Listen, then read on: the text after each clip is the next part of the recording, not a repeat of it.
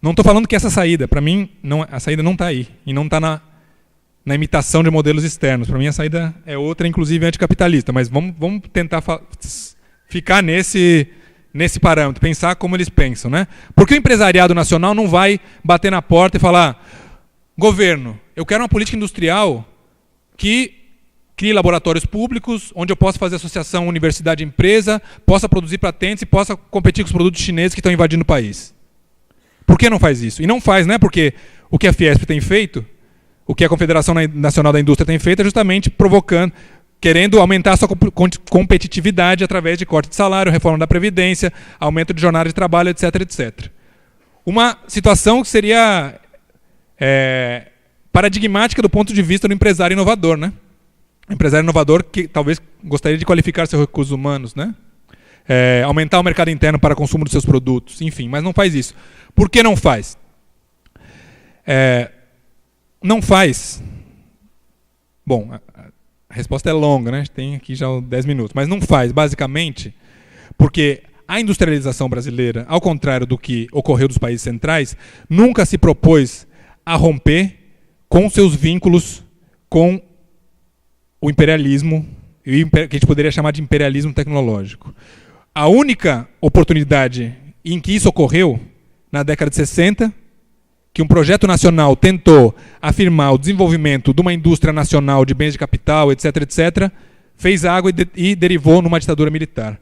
Até depois disso, o empresário brasileiro, o grande empresário brasileiro, se adapta muito bem a um país com baixos salários, onde ele consegue aumentar sua lucratividade, não pela competitividade tecnológica, mas por ter salários baixos, por isso estão pedindo a diminuição de salários, acostumado a, numa estrutura latifundiária e de exportação de matérias-primas, que geram um excedente econômico, umas divisas, importar máquinas e equipamentos, que é muito mais fácil importar máquinas e equipamentos do que produzir tecnologia própria, e acostumado a vender para uma pequena parcela da população brasileira, um mercado interno que talvez seja o mais concentrado da América Latina. Esse papo da nova classe média, que surgiu nos últimos tempos, ele é ideológico no sentido de que ainda cerca de 80% da nossa força de trabalho ganha até 3 salários mínimos. Ninguém gostaria de ser classe média, ganhando até 3 salários mínimos. E isso está muito longe do mercado consumidor de classe média dos Estados Unidos, da França, etc, etc. Então o empresariado brasileiro, minguado, industrial, importa tecnologia, arrocha o salário dos trabalhadores e consegue produzir competitivamente para certa parcela do mercado interno. Frente a isso, óbvio que ela não vai partir do empresário brasileiro nenhuma iniciativa de desenvolvimento científico e tecnológico nesse país. A ideia da inovação, a ideia de aproximar a universidade e empresa, além de ser ideológica e colocar o pouco do conhecimento aqui produzido a favor dos interesses privados, ele não funcionou. Segundo a Pintec, que é a pesquisa de inovação tecnológica do IBGE, a última de 2011, no Brasil, do universo analisado da Pintec, apenas 30% das empresas são inovadoras, se identificam como inovadoras. É um universo de 40 mil empresas. Dessas 40 mil empresas, 80% disseram que sua grande inovação, ou o seu aspecto mais relevante da sua inovação, é a importação de máquinas e equipamentos.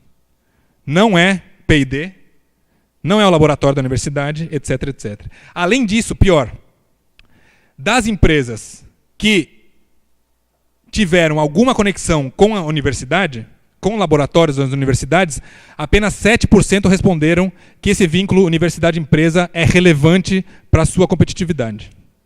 Ou seja, o que a gente faz aqui, e desculpe se isso vai ferir o amor próprio de algum engenheiro, é quinquilharia. O que se produz na universidade, por mais que aqui tenha um polo de desenvolvimento tecnológico de motores elétricos, compressores, etc., uma tecnologia, como vocês sabem também, né, muito avançada, né, do fim do século XIX, motores elétricos. O que se produz aqui é apenas a adaptação do que os centros empresariais, os centros do capitalismo demandam. Então é óbvio que num contexto como esse, em que as empresas não vão inovar, a gente tem que achar em outros atores sociais a iniciativa de transformar a realidade científica e tecnológica do nosso país.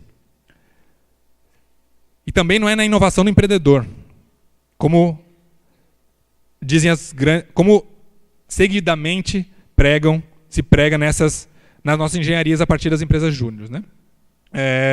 Aliás, não sei se vocês sabem, em alguns meses a gente vai ter um encontro mundial de empresas júniores aqui em Florianópolis, né? Já foi? Já foi? Ah, bom, então houve um processo de... Foi tão relevante que até... E se vocês verem... Bom, se vocês olharem a programação, as grandes conferências são de executivos de empresas multinacionais. Os grandes caras que vêm falar de inovação e empreendedorismo são executivos de empresas multinacionais que o que querem é pegar os melhores aqui para um ou outro para transformar em executivo das empresas. Bom, finalizando. Nossa, tinha um negócio e nem segui aqui. Bom, então a questão é a seguinte. Voltando, fechando. Se não vem das empresas, e muito provavelmente não vem do próprio Estado, quem sabe que é composto por quem é composto, e agora mais do que nunca, né? Aliás, a política tecnológica dos últimos 20 anos, ela é uma política totalmente neoliberalizante. A política do governo Lula e do governo Dilma, não quero nem falar do FHC, ela seguiu os parâmetros básicos dessa incentivar a inovação tecnológica, tentar, através de uma quantidade de subsídios, que a gente pode conversar depois, e que gerou basicamente nada, né? Em termos de produção de ciência e tecnologia. Ou seja, mesmo naquele setor que a gente... naquele setor que a gente botava fé, ou alguém botava fé, eu nunca botei fé, mas alguns setores botavam fé que pudesse mudar a ciência e tecnologia, isso não ocorreu, e obviamente nunca ocorrerá enquanto o Brasil for um exportador de produtos primários, né? Não adianta aumentar a formação de engenheiros, não se trata de um problema de educação. Porque a gente pode dobrar a formação de engenheiros nesse país, a gente vai formar o dobro de engenheiros que não vão ter laboratórios para fazer pesquisa. E vão terminar indo fazer pesquisa na França, nos Estados Unidos. Da mesma forma que a gente pode dobrar o número de matemáticos, e a gente tem muito boa matemática pura e aplicada no Brasil. O Arthur Ávila, não sei se todos conhecem, que ele ganhou o Nobel de Matemática. Ele é do Instituto Nacional de Matemáticas Puras e Aplicadas. Ganhou o Nobel. E muito provavelmente esse conhecimento que ele produziu não vai ter aplicação nenhuma pela ausência de uma estrutura que consiga captar aquilo e transformar em uma tecnologia necessária para o povo brasileiro. Então a gente tem gente muito boa, formada, matemáticos, físicos, engenheiros, vai continuar formando gente muito boa, a gente pode dobrar a formação e não vai adiantar. Enquanto a gente não transformar, e aí eu recupero o começo da minha fala, tal como Jorge Sábato, Amilcar Herrera, José Leite Lopes falavam, enquanto a gente não transformar profundamente a estrutura socioeconômica do país, a gente pode fazer a política tecnológica que a gente quiser, que não vai surtir efeito algum. Por isso, o que falta para as engenharias, muito mais do que melhorar a sua formação, é transformar radicalmente a discussão que ocorre, tanto nos cursos, e isso, os estudantes, centros acadêmicos têm um papel fundamental em lutar pela transformação curricular desses cursos, lutar para mais espaços de extensão. É importantíssimo que esses espaços sejam ampliados, mas é fundamental, principalmente, que cada engenheiro, por mais que faça extensão popular, tenha na cabeça que também tem que se envolver nos grandes temas nacionais. O petróleo, a auditoria da dívida pública, o fim do latifúndio através da reforma agrária. Um engenheiro que quer produzir ciência e tecnologia necessariamente tem que tratar desses temas, tem que conhecer esses temas e tem que lutar para que esses temas sejam superados. Sem isso, não vai haver ciência e tecnologia, a gente vai continuar fazendo quinquilharia no país, e muitos engenheiros e cientistas vão se formar e ficarão frustrados porque todo aquele ímpeto com que entram nas engenharias de transformar e produzir alguma coisa para a sociedade não vai ter, muito provavelmente vai morrer na mente daquelas pessoas. Então é isso. Muito obrigado, desculpa se me estendi do tempo, e bom, podemos conversar aqui ou tomando café em algum bar das esquinas depois. Valeu.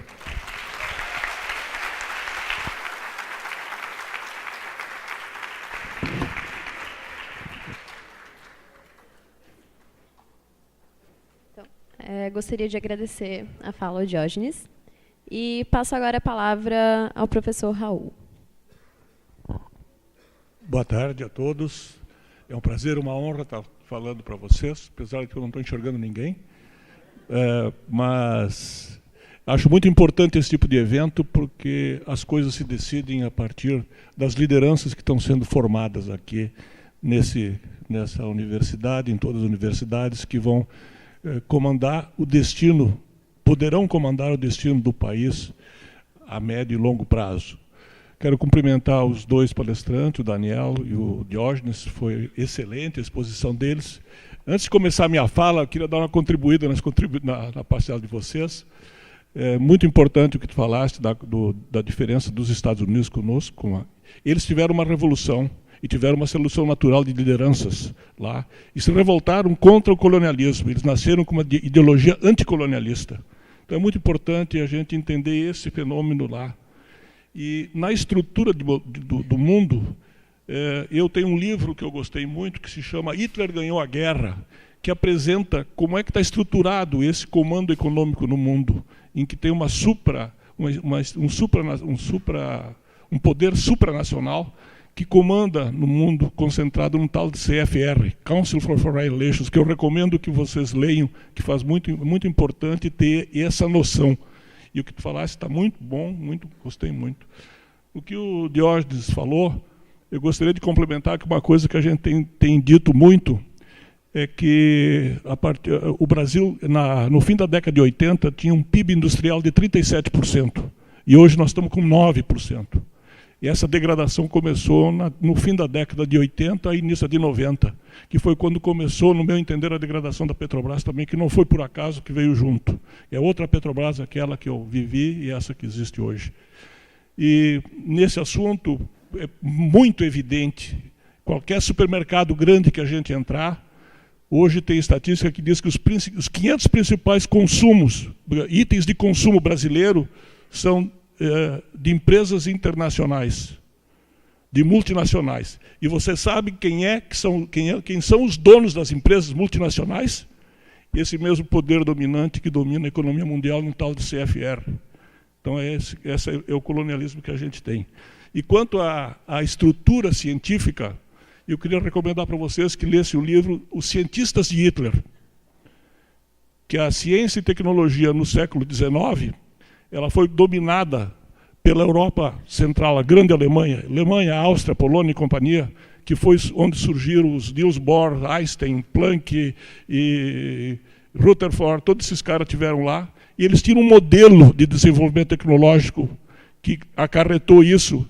E um dos grandes espólios da Segunda Guerra foi quem assumiu os cientistas da Alemanha, que foram expurgados pelo Hitler.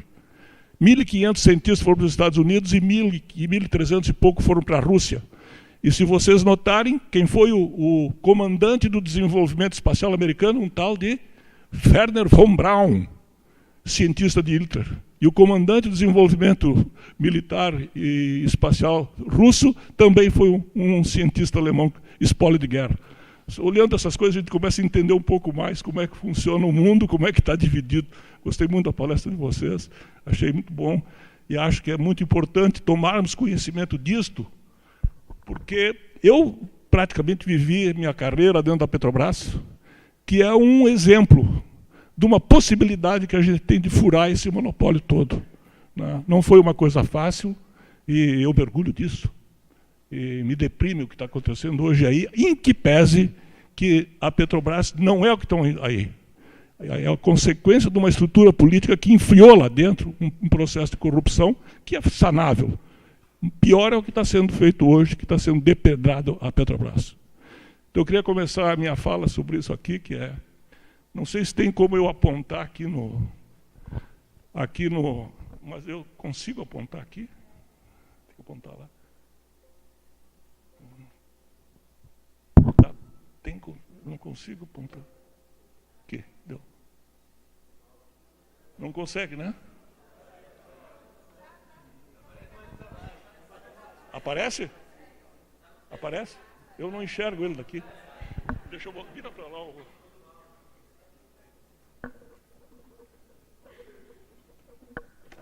Vamos ver se eu consigo apontar daqui.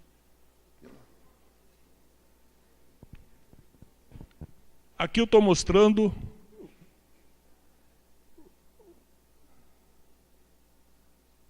Estou mostrando aqui o petróleo do Brasil para os brasileiros. Eu não estou enxergando o apontador. Hã? Ah, achei. Obrigado. Tecnologia nova, para velho não funciona bem. Petróleo do Brasil para os brasileiros, o futuro é agora, gente. O futuro é agora, tem sido há um século do Brasil. E nós estamos frente a mais uma oportunidade de um desenvolvimento do país, depois de inúmeras perdidas, como foi dito pelo Daniel aí, do ciclo do ouro, o ciclo do pau-brasil, o ciclo da cana, o ciclo da borracha. Estamos frente a mais uma nova oportunidade que, se continuar do jeito que está, nós vamos perder. Assim como hoje nós estamos sofrendo um terrível processo de desestruturação política, que não foi consequência nem foi implantada nos últimos 5, 10 anos, é coisa que vem sendo cultivada há 30 anos, e tem que ser mudada, senão vai continuar se repetindo. Hoje eu acho que nós estamos lançando também as pedras fundamentais de uma nova economia para o Brasil, que pode ser uma economia de soberania, ou uma economia de mais subserviência do que nós temos até hoje, pior do que a que nós temos hoje.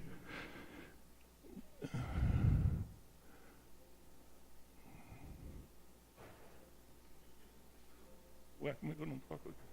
Ah, deu. Quem faz tecnologia, dependência tecnológica. Eu fiz um modelo aqui, um simplificado para entender, que soberania nacional depende do quê? Disponibilidade do quê? Propriedade ou controle dos recursos.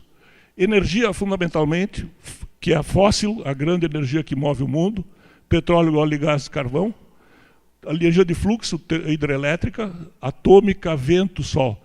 De recursos naturais, destinação que é dada, minérios, terra, água, vegetal, etc. Tecnologia, viabilização, maximização da utilização dos recursos, que foi o que foi falado até agora. E recursos humanos, que são o fundamental disso aqui tudo, que recursos humanos é quem potencializa o bom ou mau uso de tudo isso aqui, o bom, o que tu faz isso. Só que o desenvolvimento e sustentabilidade depende da qualidade da aplicação dos recursos e do seu resultado. Aqui que está a chave toda da questão, e aqui que a gente tem que começar a olhar. No panorama geral, macroeconômico e geopolítico, aqui estão as estratégias do Departamento de Defesa dos Estados Unidos, de 1975 a 1970. Os interesses vitais dos Estados Unidos, em torno dos quais se organizam toda a atividade do Departamento de Defesa, compreendem. Esses dois aqui são de qualquer país, e aqui está o segredo. Evitar que países potencialmente hegemônicos se desenvolvam e ou formem coalizões regionais hostis. Assegurar o acesso incondicional aos mercados decisivos, ao fornecimento de energia, aos recursos estratégicos do qual os Estados Unidos dependem. E garantir a liberdade dos mares, vias de tráfego aéreo, espacial e a segurança das linhas vitais de comunicação. Publicado nesse livro aqui, em 2002, isso aqui data do tempo do Kissinger, que é a década de 70. Então esse é o panorama geral que a gente vive, dentro do qual foi tudo que foi posto aqui. Esses são os interesses que a gente está enfrentando. E dentro disso tu começa a entender todas essas privatizações, começa a entender tudo o que está acontecendo aqui, e atende ao interesse de quem?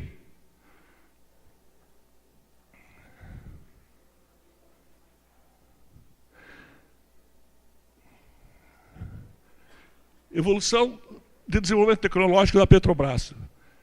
A Petrobras comprou tecnologia embutida nos projetos a partir de 54.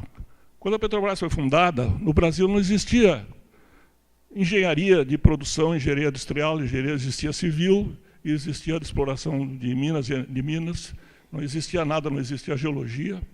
Para vocês terem uma ideia, a primeira refinaria comprada pela Petrobras foi o projeto todo comprado lá para a Bahia. Só para ter uma ideia da qualidade da engenharia que nós tínhamos, na Bahia, na RELAM, até hoje, os dormentes, que é aqueles que sustentam a tubulação, se chamam sleepers. Eles não sabem o que é dormente lá. E as linhas de água de combate a incêndio, elas são todas enterradas. Tem ideia por quê? Não, porque no inverno ela congela a linha de água de combate a incêndio. Se no inverno estiver congelada, der um incêndio, não tem água. Então elas são enterradas. Esse era o padrão de tecnologia que nós tínhamos nesta data aqui. E aí que a Petrobras começou, né? Programa de desenvolvimento de engenheiros, começou com treinamento no exterior, depois passou para cursos internos de nivelamento e aperfeiçoamento, produção de petróleo, operação, equipamentos, promoção de cursos universitários. A Faculdade de Geologia no Rio Grande do Sul foi promovida e fundada pela Petrobras para trazer geologia para o Brasil, na pesquisa e exploração de petróleo.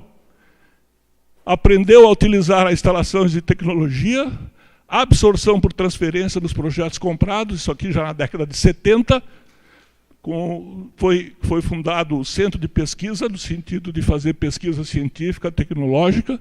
Esse centro de pesquisa assumiu a execução de projetos básicos e unidades industriais, comprando onde tinha, com absorção de tecnologia, e nos nichos que não tinha tecnologia, foi desenvolvendo. Tá?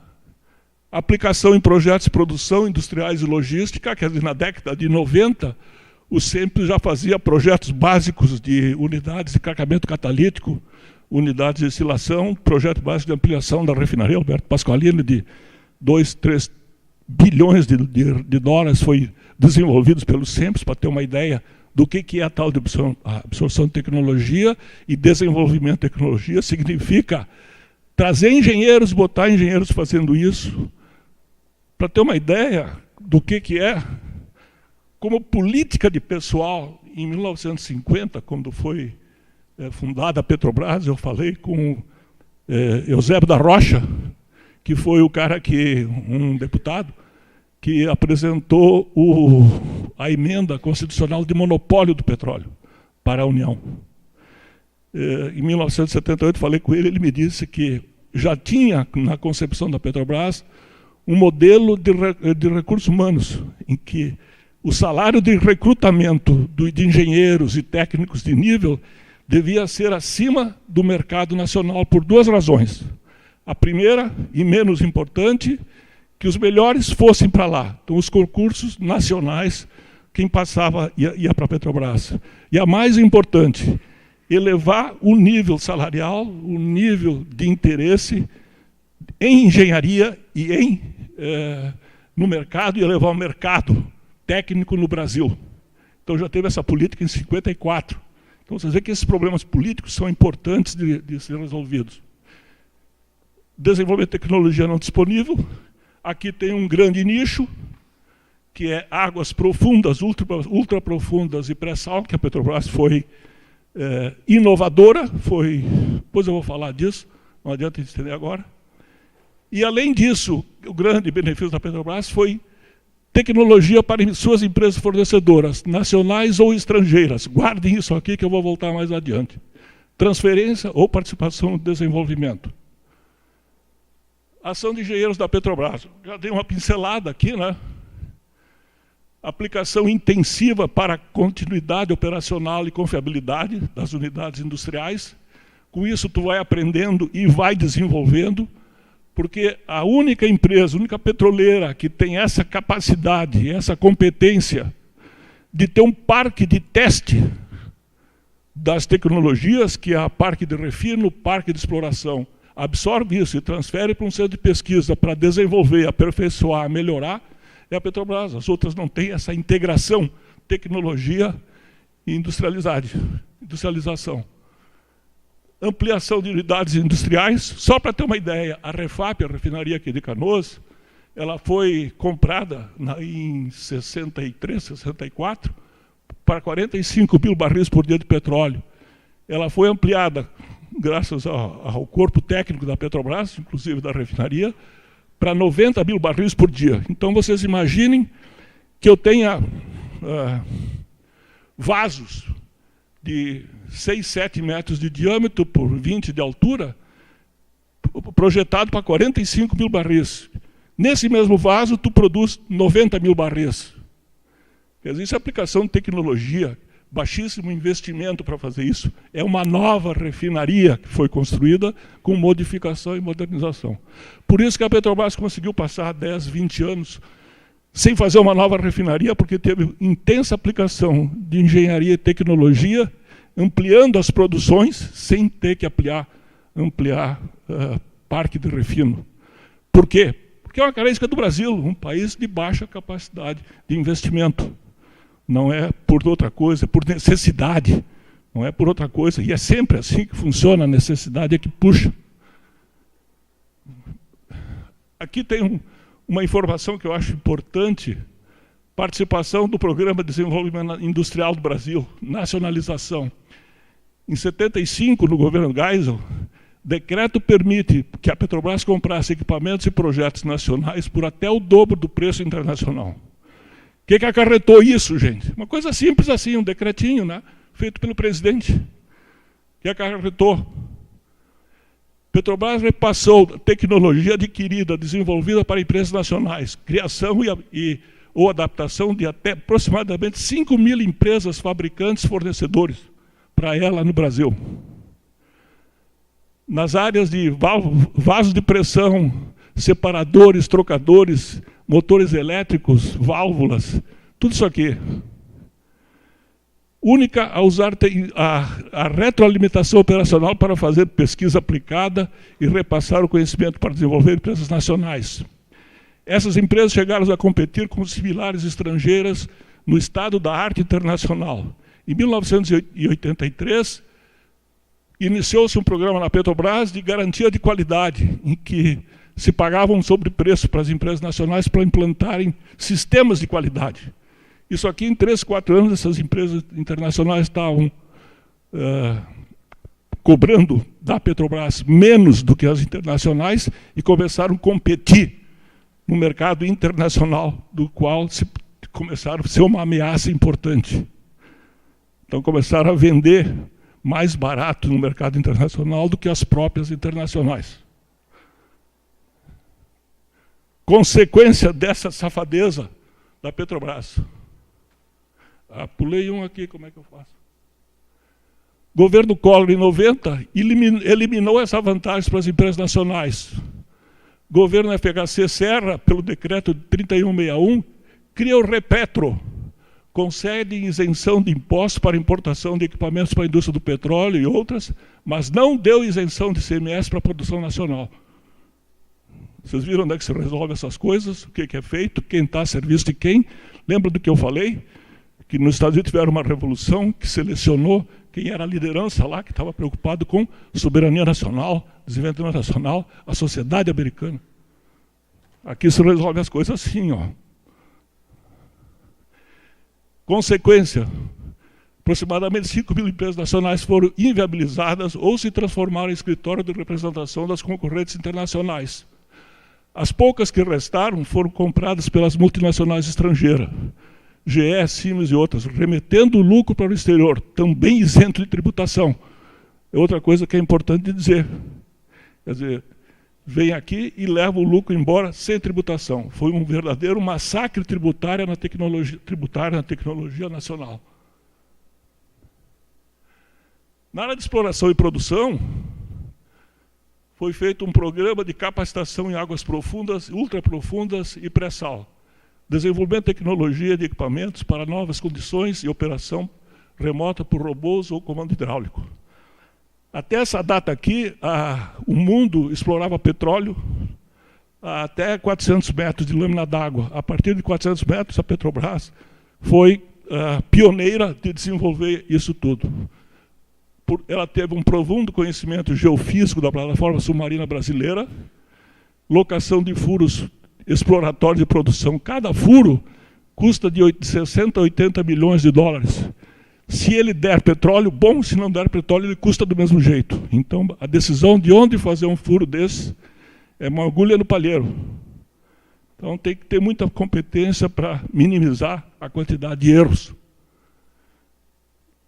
Nisso aqui tudo teve algumas soluções muito boas, que eu vou destacar aqui, né? Solução para grandes gargalos na exploração em águas profundas, que é manifoldo submarino, uma árvore de Natal, linha flexível para levar de 2.000 metros de lâmina d'água até a plataforma que sustenta.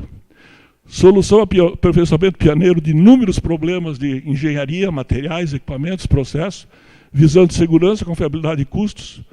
Promotora de desenvolvimento da tecnologia de perfuração para condições do pré-sal, que é feita por 6 empresas internacionais de expertise específica. A Petrobras, ela não fabrica equipamento, ela não constrói equipamento, ela não constrói instalações, ela não faz projeto de detalhamento, ela não faz perfuração,